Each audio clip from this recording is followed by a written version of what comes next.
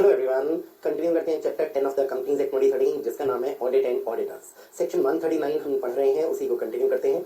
हमने 139 subsection number 1 में concept पढ़ा था कि फर्स्ट एजीएम में ऑडिटर की अपॉइंटमेंट की जाएगी और वो ऑडिटर अपना ऑफिस होल्ड करेगा अप टू 6 एजीएम, और उसके बाद भी बार बार ऐसा होता रहेगा कि जब भी एजीएम में अपॉइंटमेंट होगी तो जिस एजीएम में अपॉइंटमेंट होगी उसे आप फर्स्ट एजीएम मान लोगे और उस फर्स्ट एजीएम से काउंटिंग करके 6 एजीएम तक अपना ऑफिस होल्ड करेगा auditor. For example, first AGM में जो ऑडिटर अपॉइंट हुआ उसने अपना ऑफिस होल्ड किया अप टू 6 एजीएम, 6 में वो रीअपॉइंट हुआ या 6 एजीएम में कोई और व्यक्ति ऑडिटर अपॉइंट हुआ तो जो भी अपॉइंट हुआ वो 6 एजीएम से 11th एजीएम तक अपना ऑफिस होल्ड करेगा। सेम वे 11th एजीएम में या तो यही रिटायरिंग ऑडिटर रीअपॉइंट होगा या इसकी जगह कोई और व्यक्ति ऑडिटर अपॉइंट होगा, तो जो भी 11th एजीएम में अपॉइंट होगा वो अपना ऑफिस होल्ड करेगा टू 16th एजीएम और ये सिलसिला आगे चलता रहेगा। ये चीज हम पढ़ चुके थे। सबसेक्शन नंबर 1 ऑफ सेक्शन 139 में हमें लिखा मिला था जो manner of selection of auditors है वो कैसे होगा, वो रूल्स में प्रिस्क्राइब्ड होगा, जिसमें मैंने आपको बताया था रूल नंबर 3 है। तो आज की क्लास में हम इसी रूल 3 को पढ़ेंगे। तो 139(1) पढ़ेंगे, इसी साथ आ जाता है रूल 3। रूल 3 को पढ़ेंगे। ये बहुत प्रोसीजरल सा है, बहुत सिंपल सा है, आप लोगों को समझने में शायद कोई दिक्कत नहीं होगी। चलिए पढ़ना शुरू करते हैं इसे। हमने पढ़ना रूल 3 है, पर हम रूल 3 क्यों पढ़ रहे हैं? इन वर्ड्स की वजह से पढ़ रहे हैं। जो मैनर है, प्रोसीजर है ऑडिटर के सिलेक्शन का, वो कैसा होगा, वो होगा प्रिस्क्राइब। रूल 3 में दिया हुआ है और हमने रूल 3 पढ़ना है। सो रूल 3 पर के लिए आ जाते हैं हम रूल्स पर। ये है मेरे पास रूल नंबर 3। जहां सेक्शंस खत्म हो जाते हैं उसके बाद आपको मिल जाएंगे रूल्स। तो ये रूल्स आ गए, manner and procedure of selection and appointment of auditors. अब जब इसे हम पढ़ेंगे तो हमारे पास डिटेल्स तो बहुत ज्यादा है, अगर आप देखोगे पढ़ने का मैटर बहुत है, लेकिन चीज बहुत सिंपल है। इससे पहले मैं आपके साथ थोड़ी सी बात डिस्कस कर लेता हूँ।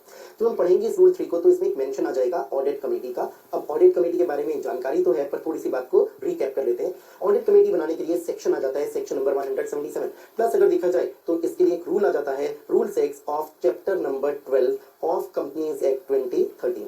और इवन साथ में एक और रूल भी पढ़ना होता है, और वो रूल 4 भी पढ़ना होता है of chapter number 11 of companies act 2013। सो ये चीजें पढ़ के हमें मालूम चलता है कि किस कंपनी के लिए जरूरी है ऑडिट कमेटी बनाना, किसके लिए जरूरी नहीं है। अब इतनी सारी चीजों को तो भी हम नहीं ले रहे, बस मैं एक सिंपल सी बात लेता हूं। अगर मैं एक एग्जांपल ले लेता हूं, मान लेते हैं आप हो एक लिस्टेड पब्लिक कंपनी, तो क्या आपके लिए ऑडिट कमेटी बनाना, ऑडिट कमेटी को शॉर्ट में लिख दिया A.C. क्या ऑडिट कमेटी बनाना मैंडेटरी है? मैं कहूंगा बिल्कुल है, हर केस में है। इररिस्पेक्टिव ऑफ कि आपके लोन्स, डिवेंचर्स, डिपॉजिट्स कितने हैं, आपकी पेड अप कैपिटल कितनी है, टर्नओवर कितनी है, हमेशा आपको listed public company audit committee बनानी होगी ही होगी। एक सिचुएशन और ले लेते हैं, मान लेते हैं आप एक प्राइवेट कंपनी हो, क्या आपके लिए ऑडिट कमेटी बनाना मैंडेटरी है? तो मैं कहूंगा मैंडेटरी नहीं है, नॉट मैंडेटरी। अब और भी पॉसिबिलिटीज हो सकती है, पब्लिक कंपनी इतनी पेड अप कैपिटल वगैरह वगैरह, पर वो भी हमारा पढ़ने वाला टॉपिक नहीं है, इसलिए हम उस पर नहीं जाते। सो इतनी बात को ध्यान रखते हैं, कुछ कंपनीज के लिए बनाना जरूरी है और कुछ कंपनीज के लिए बनाना जरूरी नहीं है। और भी यहाँ पर केसेस लिए जाने चाहिए, थर्ड केस, फोर्थ केस, पर उन्हें मैं अभी डिस्कस नहीं कर रहा। अब सिचुएशन हमें कैसी पढ़ने को मिलेगी, हमने जो पढ़ना है, हमने वो पढ़ना है रूल नंबर 3। जिस रूल 3 में हम इस बात को पढ़ेंगे, हो सकता है कि कंपनी में ऑडिट कमेटी हो और ये भी पॉसिबिलिटी है ऑडिट कमेटी ना हो। अब ऑडिट कमेटी अगर नहीं है तो मैं कहूंगा बहुत सिंपल सा प्रोसीजर हो जाएगा, कोई दिक्कत ही नहीं आएगी। पर अगर ऑडिट कमेटी है तो हम कहेंगे थोड़ा सा हमारे लिए कॉम्प्लिकेशन होगा, कॉम्प्लेक्सिटी होगी, पर कोई बहुत ज्यादा कॉम्प्लेक्सिटी नहीं होगी। रूल 3 को पढ़ना शुरू करते हैं। मैं आपको पहले वो चीजें पढ़ा देता हूं जिसमें मैं लिखा मिल दोनों, चलिए सब कुछ इकट्ठा पढ़ते हैं। ऑडिट कमेटी नहीं है तो भी, ऑडिट कमेटी है तो भी पढ़ते हैं। अब इस रूल 3 को, in case of a company that is required to constitute an audit committee under section number 177, the committee and in cases where such a committee is not required to be constituted, the board shall take into consideration। अभी मैं इन words को ध्यान में रखता हूँ, take into consideration। इसका मतलब आप इन बातों को ध्यान में रखना, ये फैक्टर्स हो गए, इंपॉर्टेंट फैक्टर्स हैं जो आपके दिमाग में होने चाहिए। क्या चीज? क्वालिफिकेशंस, इसे मैं नंबर 1 कर देता हूँ। एक्सपीरियंस, इसे मैं नंबर 2 कर देता हूँ। तो क्वालिफिकेशंस आगे of the individual, experience of the individual, या आप इसे ऐसे पढ़ लो, क्वालिफिकेशंस ऑफ द फर्म या experience of the firm propose to be considered for appointment as auditor. इसका मतलब जिसे भी ऑडिटर अपॉइंट करना है उसकी क्या क्वालिफिकेशंस है, उसका क्या एक्सपीरियंस है, whether such qualifications and experience are commensurate with the size and requirements of the company. इसे मैंने पॉइंट नंबर 3 कर दिया। आगे प्रोविजो पढ़ते हैं, provided that while considering the appointment the audit committee or the board as the case may be shall have regard to any order or pending proceedings relating to professional matters of conduct। अब ये जो any order है इसे मैंने number 4 कर दिया, pending proceedings को number 5 कर दिया। any order किस चीज का? professional matters of conduct। जो pending proceedings है इसके लिए भी professional matters of conduct against the proposed auditor before the ICAI or any competent authority or any court। अब ये 5 बातें हैं, अगर सिंपल शब्दों में हम कहें, जो आपको ध्यान रखनी है। किसको ध्यान रखनी है? पहली बात हम देखेंगे, क्या कंपनी ने ऑडिट कमेटी बनाई है, क्या इसलिए ऑडिट कमेटी बनाना जरूरी था? अगर आपके लिए ऑडिट कमेटी बनाना जरूरी था, ऑडिट कमेटी आपने बनाई है, तो ऑडिट कमेटी इन पांचों बातों को ध्यान रखेगी। क्या क्या पांचों बातें हम इनको लेते हैं, क्या क्वालिफिकेशंस है। इसका मतलब सपोज सोचा जा रहा है कि किसी को ऑडिटर अपॉइंट किया जाए और जिसे ऑडिटर अपॉइंट किया जाए वो एक फर्म है एबीसी एंड कंपनी, जिसमें कि 3 है पार्टनर्स ए बी एंड सी और मान लेते हैं 10 अदर एम्प्लॉइज भी हैं इस फर्म में। तो अब क्या क्या क्वालिफिकेशंस हैं इन तीनों पार्टनर्स की, तो चार्टर्ड अकाउंटेंट्स में पक्का होंगे, पर क्या सीए होने के साथ साथ इनके पास कोई एडिशनल प्रोफेशनल क्वालिफिकेशन भी है। फॉर एग्जांपल क्या कोई सीएस भी है, क्या कोई कॉस्ट अकाउंटेंट भी है, और अगर है तो एक एड ऑन हो जाएगा अगर ऐसी फर्म को अपॉइंट किया जाए। एक्सपीरियंस कितना है, हो सकता है इस फर्म को बने हुए केवल 1 साल हुआ, हो सकता है इसे बने हुए 25 ईयर्स हो चुके हैं। 25 ईयर्स हो चुके हैं, कहेंगे काफी अच्छा एक्सपीरियंस है और इसलिए ये एक अच्छी ऑडिटर साबित हो सकती है ये फर्म। इन बातों का ध्यान में रखना, कौन ध्यान में रखना, ऑडिट कमेटी। अब सिचुएशन लीजिए, अगर ऑडिट कमेटी बनाना जरूरी ही नहीं था, इससे ऑडिट कमेटी है ही नहीं, तो इन बातों को कौन ध्यान में रखेगा, बोर्ड ध्यान में रखेगा। इसका मतलब हम क्या बोलेंगे, जहां जहां ऑडिट कमेटी है वहां वहां उन कंपनीज में इन पांचों बातों पर ध्यान देना। ऑडिट कमेटी ये सोचने से पहले कि क्या इसे ऑडिटर हम अपनी कंपनी का बनाए या ना बनाए। अगर ऑडिट कमेटी नहीं है तो ये सारी बातों पर ध्यान कौन देगा, बोर्ड ध्यान देगा।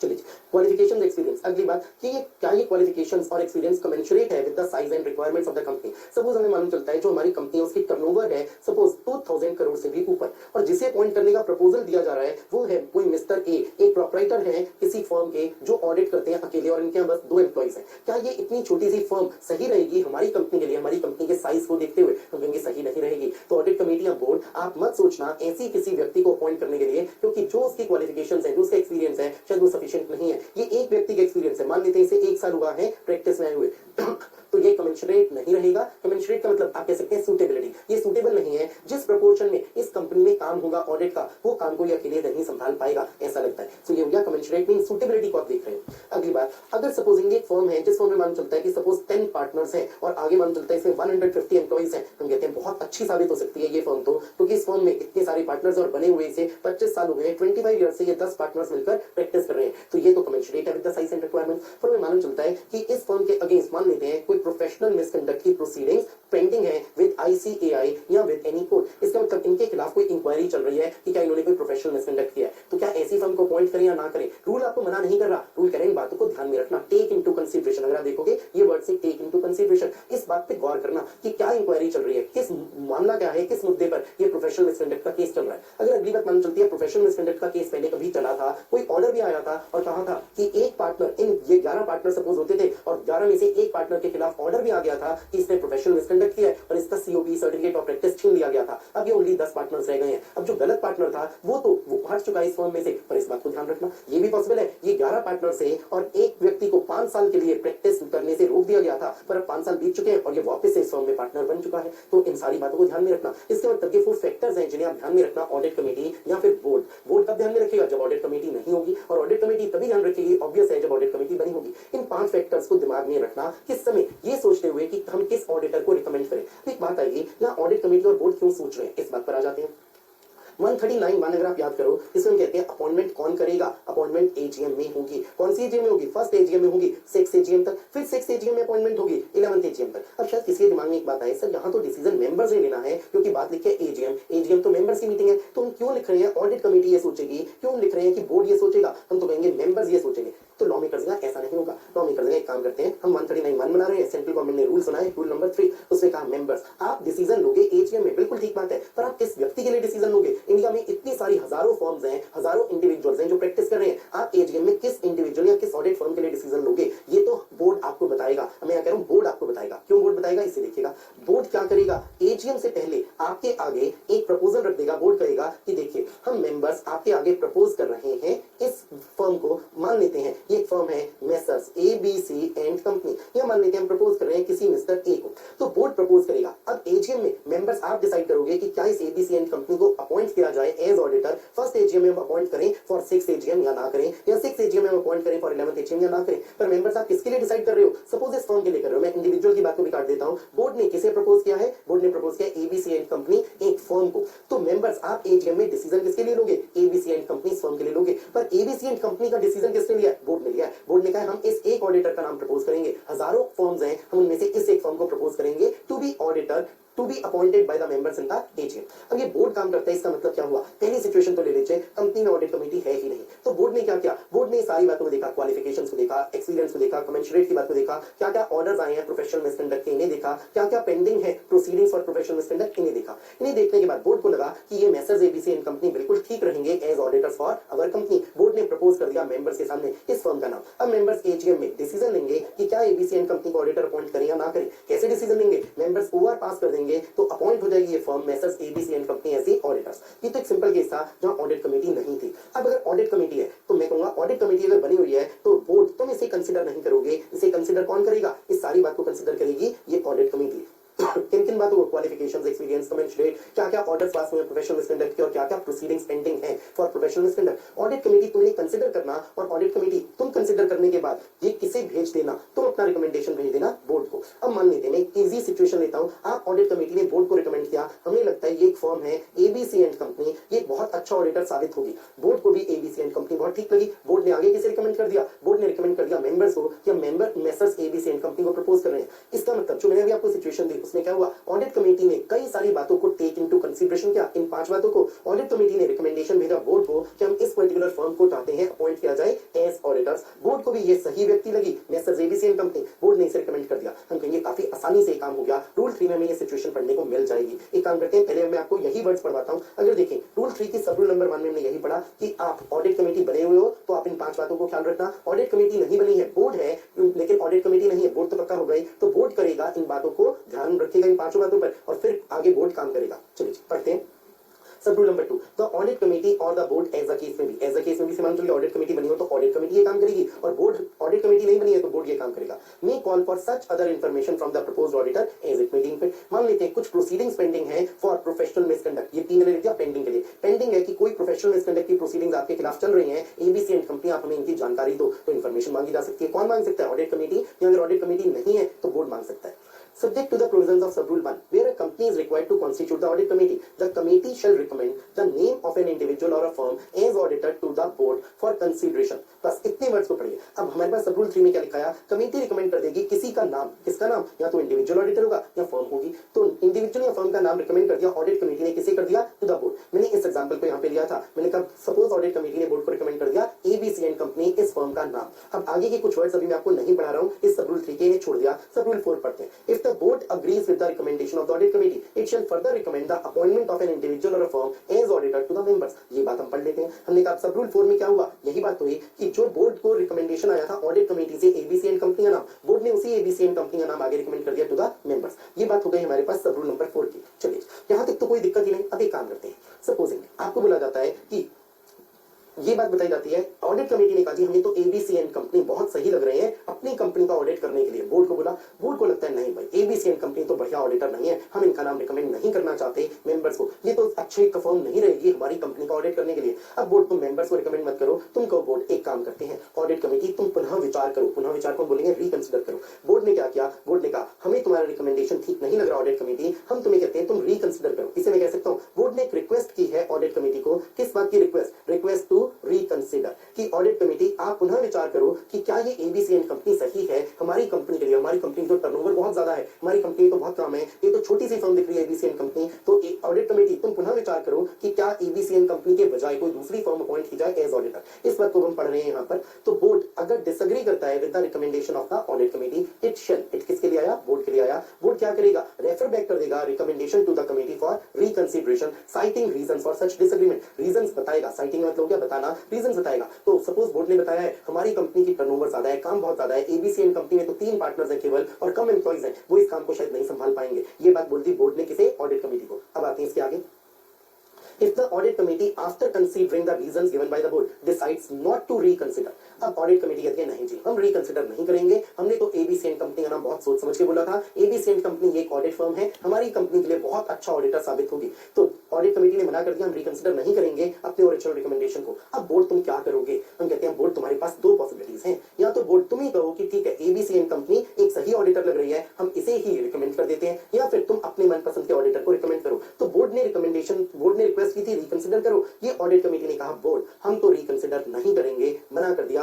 कि रिकंसिडर करने की बात हम नहीं कर रहे, नॉट टू रिकंसिडर। ये डिसीजन आ गया है। अब बोर्ड तुम क्या करोगे, पढ़ लेते हैं इसे आगे हम। The board shall record reasons for its disagreement with the committee and send its own recommendation. इस वर्ड को देखिएगा, send its own recommendation. Board ने कहा, बोर्ड को मिला ये ऑडिट कमेटी का जवाब कि ऑडिट कमेटी कहती है नहीं जी हमारे लिए तो एबीसी एंड कंपनी बिल्कुल ठीक है, हम रिकंसिडर नहीं कर रहे। बोर्ड कहता है चलो ठीक है, अब तो चलेगी तो मेरी ही, ये बात बोर्ड बोलता है। आप इसे ऐसे समझ लीजिए, बोर्ड बड़ा है और ऑडिट कमेटी छोटी है, तो चलेगी किसकी, जो बड़ा है। आप इसे कर लीजिए ऐसे, जैसे बोर्ड पापा है और ये जो ऑडिट कमेटी है ये बेटा है, तो चलेगी किसकी, पापा की चलेगी भाई। बोर्ड पापा है, बोर्ड की चलेगी। बोर्ड ने क्या किया, बोर्ड ने कहा हम तो मेंबर्स के सामने एबीसी एंड कंपनी का नाम नहीं दे रहे, हम तो नाम दे रहे हैं सपोज XYZ एंड कंपनी। तो बोर्ड ने किसे रेफर कर दिया, इस XYZ एंड कंपनी का नाम रेफर कर दिया, रिकमेंड कर दिया मेंबर्स के सामने। पर क्यों आपने बोर्ड XYZ एंड कंपनी का नाम रिकमेंड किया, एबीसी एंड कंपनी में क्या बुराई थी, इसके रीजंस रिकॉर्ड करोगे, रीजंस लिखे जाएंगे। इसी को पढ़ लेते हैं। बोर्ड ने रिकॉर्ड किए reasons for its disagreement with the committee और सेंड किया अपना own recommendation for consideration of the members in the AGM. ये एक पॉसिबिलिटी हुई। दूसरी possibility, board agrees with the recommendations of the audit committee. अब दूसरी पॉसिबिलिटी कहां पर आई, यहां आई जब ऑडिट कमेटी ने कहा हम रिकंसिडर नहीं करेंगे। ऑडिट कमेटी ने कॉन्फिडेंस दिखाया किसमें, अपने रिकमेंडेशन में। कौन सा रिकमेंडेशन, एबीसी एंड कंपनी के लिए। बोर्ड को भी लगता है चलो ठीक है, अगर ये ऑडिट कमेटी इतनी कॉन्फिडेंट है कि एबीसी एंड कंपनी ही एक अच्छा ऑडिटर साबित होगी, बोर्ड कहता है ठीक है हम XYZ का नाम नहीं करेंगे रिकमेंड मेंबर्स को, हम एबीसी का ही करेंगे। इसे पढ़ते हैं। तो बोर्ड अग्री कर रहा है with the recommendations of the audit committee, it shall place the matter for consideration by members in the AGM. इसका मतलब बोर्ड क्या कर सकता है, बोर्ड ये तुम्हारी एक ऑप्शन हो गई, तुम XYZ एंड कंपनी का नाम बताओ। बोर्ड ये तुम्हारे पास एक सेकंड ऑप्शन हो गई कि तुम कहो ठीक है भाई ऑडिट कमेटी इतना कॉन्फिडेंस दिखा रही है तो मेंबर्स के सामने किसका नाम रख देते हैं, एबीसी एंड कंपनी का। तो इसका मतलब बोर्ड जो पापा की तरह है वो अपनी चलाना चाहे तो चला सकते हैं, पर अगर पापा को लगता है कि सन जो बेटा है, बेटे की बात में दम है, बेटा बहुत कॉन्फिडेंट है, तो बेटे की बात को मान ले, ऐसा भी हो सकता है। चलिए अब देखते हैं आगे की बात। जो ऑडिटर अपॉइंट होगा इन the AGM shell hold office from the conclusion of that meeting. तो ये दैट मीटिंग कौन सी होगी, एक सिचुएशन लीजिए फर्स्ट एजीएम है, तो हम कहेंगे ये फर्स्ट एजीएम में जो ऑडिटर अपॉइंट हुआ है मेंबर्स द्वारा इन द एजीएम, मेंबर्स ने एजीएम में अपॉइंट कर दिया इसी व्यक्ति को ऑडिटर जिसका नाम बोर्ड ने रिकमेंड किया था। वो एबीसी एंड कंपनी भी हो सकती है, XYZ एंड कंपनी भी हो सकती है। सो चाहे XYZ एंड कंपनी का नाम किया था प्रपोज बोर्ड ने, चाहे एबीसी का किया था, अगर मेंबर्स को ठीक लग गए, मेंबर्स ने अपॉइंट कर दिया इस XYZ को, ये सिचुएशन भी हो सकती है, ये सिचुएशन भी हो सकती है। तो जो भी ऑडिटर बनेगा फर्स्ट एजीएम में वो अपना ऑफिस कब तक होल्ड करेगा, 6 एजीएम तक। अब देखिए रूल्स में लिखने में एक बड़ी दिक्कत आने वाली है। हम तो कह रहे हैं फर्स्ट में अपॉइंट होगा तो 6 तक अपना ऑफिस होल्ड करेगा, पर सपोज 6 में अपॉइंट हुआ तो कब तक अपना ऑफिस होल्ड करे, 11th एजीएम। क्या रूल्स ऐसी एक लंबी लिस्ट बनाएंगे, 11th में अपॉइंट हुआ तो कब तक होल्ड करेगा, 16 तक। क्या रूल्स में ऐसी नंबर लिखे जाएंगे कि फर्स्ट से 6, 6 से 11, 11 से 16, 16 से 21? बिल्कुल नहीं। रूल्स में क्या लिखा, हमने कहा जिस मीटिंग में अपॉइंट हुए हो उस मीटिंग से कंक्लूजन ऑफ 6 एजीएम तक आप अपना ऑफिस होल्ड करना with the meeting wherein such appointment has been made being counted as the first meeting. तो जहां अपॉइंटमेंट हुई है उसे फर्स्ट मान लो, तो हम कहेंगे ऑडिटर 6 एजीएम तक अपना ऑफिस होल्ड करेगा। अब इसे ऐसे पढ़ के देखिए, 16 एजीएम में अपॉइंटमेंट हुई है तो क्या कहा गया, इस 16th एजीएम को मान लेना जैसे ये 16th नहीं है, मान लो ये फर्स्ट एजीएम है, इसे फर्स्ट मानते हुए जो भी 6th एजीएम आने वाली है तब तक अपना ऑफिस होल्ड करेगा। तो 6 कौन सी होगी, हम कहेंगे 21st AGM of the company हो जाएगी। तो जिस एजीएम में अपॉइंटमेंट होगी उसे मान लो फर्स्ट, और उसे फर्स्ट मानते हुए 6th एजीएम तक ऑडिटर अपना ऑफिस होल्ड करेगा। चलिए नाउ ये सब रूल 7 सब रूल 6 हमने पूरे कर लिए हैं। अगर इससे पहले हमने सब रूल 5 और सब रूल 4 को पूरा कर लिया था, सब रूल 1 कर लिया था, 2 कर लिया था, मैंने आपको 3 में पूरा नहीं बढ़ाया था। अब सब रूल 3 के सारे वर्ड्स पढ़ते हैं।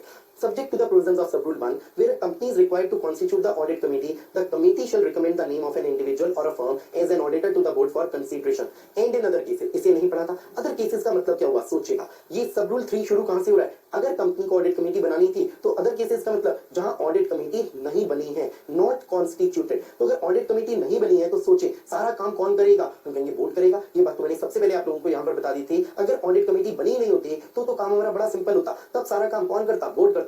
बोर्ड रिकमेंडेशन देता मेंबर्स को और बोर्ड ही इन 5 बातों पर सोच विचार करता। क्वालिफिकेशंस क्या है, एक्सपीरियंस क्या है, क्या ये क्वालिफिकेशन एक्सपीरियंस कमेंसुरेट है, क्या क्या पेंडिंग प्रोसीडिंग्स हैं, क्या क्या ऑर्डर्स आ चुके हैं प्रोफेशनल मिसकंडक्ट के। तो ये बात हमें सब रूल 3 में आगे बोले। अदर केसेस मतलब जब ऑडिट कमेटी नहीं बनी है, बोर्ड कंसीडर करेगा, रिकमेंड करेगा कोई इंडिविजुअल या फर्म को as auditor to the members in the AGM for appointment. चलिए कंक्लूड करते हैं। अगर हम इस रूल 3 को, रूल 3 ने हमें क्या चीज बताई कि जब भी ऑडिटर को चुनना है वो हो सकता है कोई इंडिविजुअल या वो हो सकती है कोई फर्म। कौन से इंडिविजुअल या फर्म को चुना जाए इसके लिए तुम कहेंगे मेंबर्स को एजीएम में डिसाइड करेंगे, पर मेंबर्स को रिकमेंडेशन कौन देगा, बोर्ड देगा। अब बोर्ड रिकमेंडेशन कैसे देगा, एक सिचुएशन इजी, जब ऑडिट कमेटी नहीं है तो बोर्ड ही इन्हीं 5 बातों पर सोच विचार करेगा और बोर्ड रिकमेंड कर देगा मेंबर्स को। दूसरा केस, जब ऑडिट कमेटी बनी हुई है तो ऑडिट कमेटी इन 5 बातों पर सोच विचार करेगी, कंसीडर करेगी, टेक इनटू कंसीडरेशन वर्ड से। इन 5 बातों पर सोच विचार करके ऑडिट कमेटी आप अपना रिकमेंडेशन भेज दोगे बोर्ड को। अगर बोर्ड को आपका रिकमेंडेशन पसंद आ गया, इसे एबीसी एंड कंपनी का, बोर्ड ये रिकमेंडेशन आगे मेंबर्स को देगा। पर अगर बोर्ड को पसंद नहीं आया तो बोर्ड रिक्वेस्ट करेगा ऑडिट कमेटी से कि आप रिकंसिडर करो।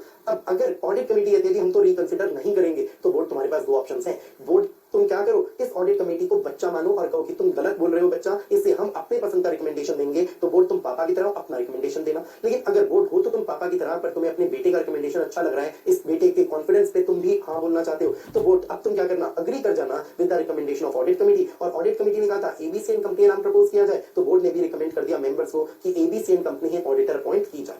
जो भी ऑडिटर अपॉइंट होगा वो अपना ऑफिस कब तक होल्ड करेगा, फर्स्ट एजीएम में अपॉइंट हुआ है तो 6 एजीएम तक, और किसी और एजीएम में अपॉइंट हुआ है तो भी हम बोलेंगे 6 एजीएम तक, बस काउंट कर लेंगे अपॉइंटमेंट वाली एजीएम को एज फर्स्ट एजीएम। जो हमने चीज पढ़ी है वो रूल 3 को पूरा पढ़ लिया। शायद रूल 3 में कुछ भी पेंडिंग तो नहीं बचा है हमारे पास। यस, रूल 3 कुछ पेंडिंग नहीं बचा है। रूल 3 को हम जब भी पढ़ते हैं तो हम किस सेक्शन के साथ पढ़ते हैं, 139 सबसेक्शन 1 के साथ पढ़ते हैं। अब 139 के इन वर्ड्स को देखना, मैनर क्या होगा, प्रोसीजर क्या होगा सिलेक्शन ऑफ ऑडिटर्स का, वो होगा प्रिस्क्राइब। अब अगर हम वर्ड्स को देखें, मैनर और प्रोसीजर सिलेक्शन का क्या हुआ, ऑडिट कमेटी तुम सोच विचार करोगी 5 बातों पर, उन 5 बातों पर सोच विचार करने के बाद बोर्ड को अपना रिकमेंडेशन भेजोगी। बोर्ड को रिकमेंडेशन ठीक लग गया तो बोर्ड ये रिकमेंडेशन आगे भेज देगा टू द मेंबर्स, और अब मेंबर्स एजीएम में डिसाइड करेंगे कि क्या हम अपॉइंट करें या ना करें इस फर्म को या इंडिविजुअल को जो हमारे सामने बोर्ड ने प्रपोज किया है। अगर बोर्ड तुम्हें पसंद नहीं आया ऑडिट कमेटी का ये रिकमेंडेशन, तो क्या करना, बोर्ड तुम ऑडिट कमेटी को कहना ऑडिट कमेटी तुम रिकंसिडर करो। हो सकता है ऑडिट कमेटी रिकंसिडर करे, हो सकता है ना करे। अगर ऑडिट कमेटी रिकंसिडर ना करे तो बोर्ड के भी दो ऑप्शंस हैं, बोर्ड अग्री कर जाए ऑडिट कमेटी के साथ या बोर्ड डिसएग्री करे। चलिए जी, इसे हमने बोल दिया manner and procedure of selection of auditors हुआ, वो कैसा हो गया, वो प्रिस्क्राइब हो गया। चलिए 139(1) अब हमने कर लिया है, पर अभी भी मैंने आपको इसके प्रोवाइजो भी नहीं करवाए हैं, अभी करवाने भी नहीं है, इन्हें हम बिल्कुल बाद में करेंगे। अभी हम अपॉइंटमेंट्स के और बहुत सारे कंसेप्ट्स को सीखेंगे, पर इस क्लास में नहीं सीखते, उसे एक अलग क्लास में करते हैं। तो आज हमने 139(1) कर लिया, साथ में कर लिया रूल नंबर 3। इन्हें भी रिवाइज करिएगा जिससे